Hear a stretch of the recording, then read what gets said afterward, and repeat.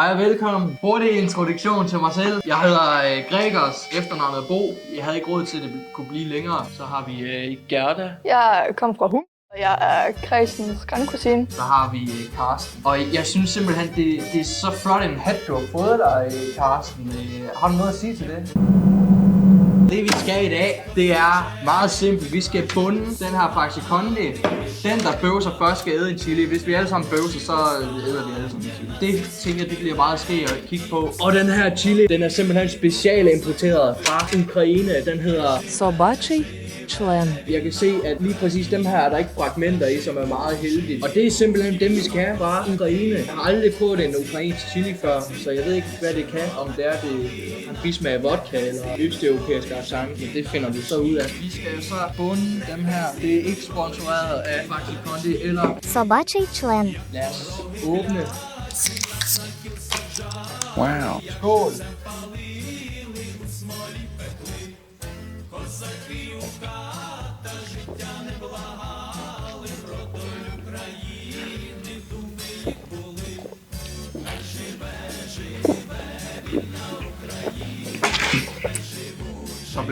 Så bliver det...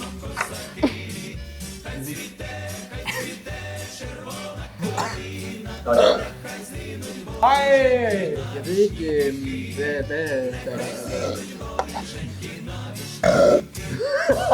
Det var allerede en ting, vi kan konstatere, det er, at Carsten han har tabt. Jeg har fået at vide, at vi kan stille over til vores...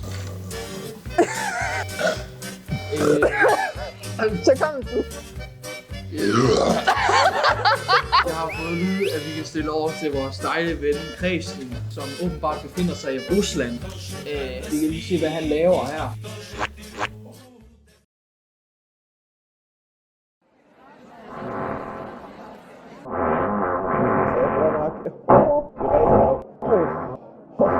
Det er med. Det er rensning i kroppen, det kan jeg love dig for.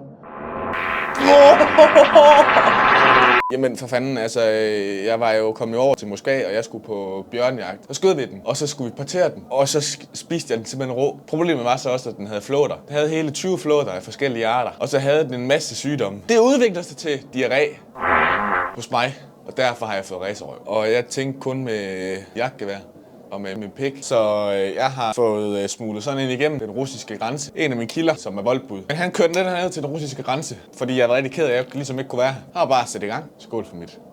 Skål for Rusland.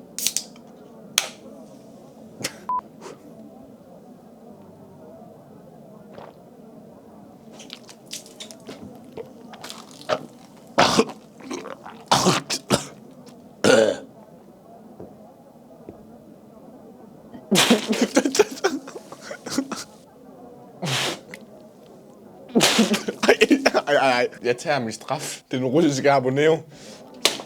Nej, det er sådan en djævel her. Puh her.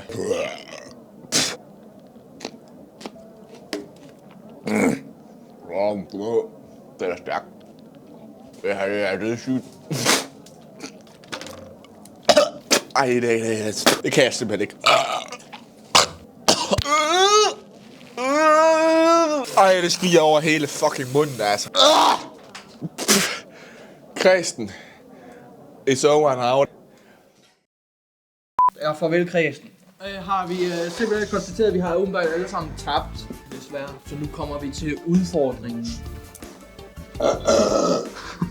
3, 2, 1.